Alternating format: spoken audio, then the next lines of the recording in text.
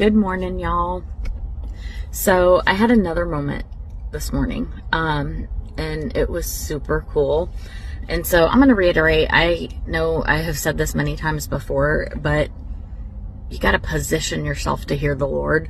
I've been hearing him so much since the beginning of the year, and I'm amazed and astounded, and I don't know why, but it's because I'm positioning myself to hear him. And I'm not saying that in a prideful, bragging way. It's more of a encouragement. Like, if you feel like you're not hearing from God, sit and be with him and be in his word. So, over the weekend, I was talking to my uncle.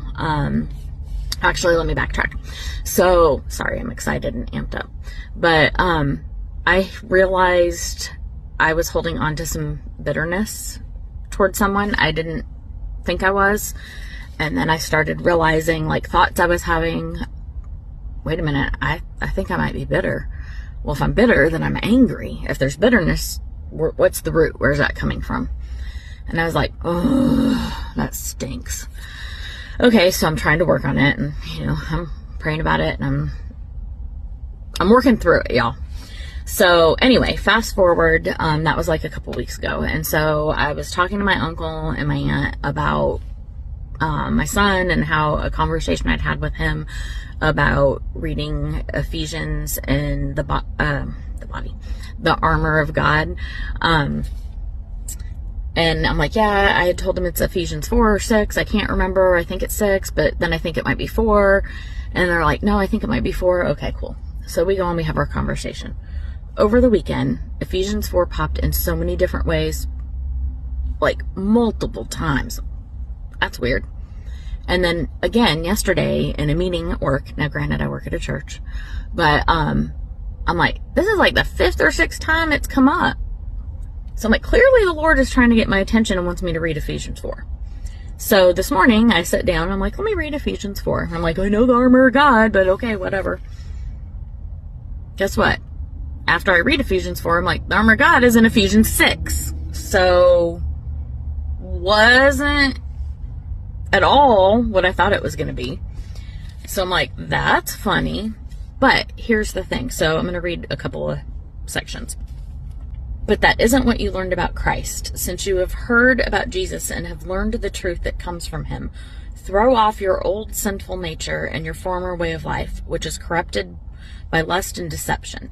Instead, let the Spirit renew your thoughts and attitudes. Put on your new nature, created to be like God, truly righteous and holy. So stop telling lies. Let us tell your neighbors the truth, for we are all parts of the same body, and don't sin by letting your anger control you. Don't let the sun go down while you are still angry, for anger gives a foothold to the devil. So I read on. Don't use foul or abusive language. Let everything you say be good and helpful, so that your words will be an encouragement to those that hear them. Y'all, this is good stuff. Get rid of all bitterness, rage, anger, harsh words, and slander, as well as all types of evil behavior. Instead, be kind to each other, tender-hearted, forgiving one another, just as God, through Christ, forgave you. Or has forgiven you. Sorry. Either way, it's the same thing. Anyway, that just really hit me. I started laughing because I was like, bitterness, huh? Anger, rage. When I literally had been struggling with, I'm feeling bitter, which is kind of stemming from anger, which has made me want to have harsh words.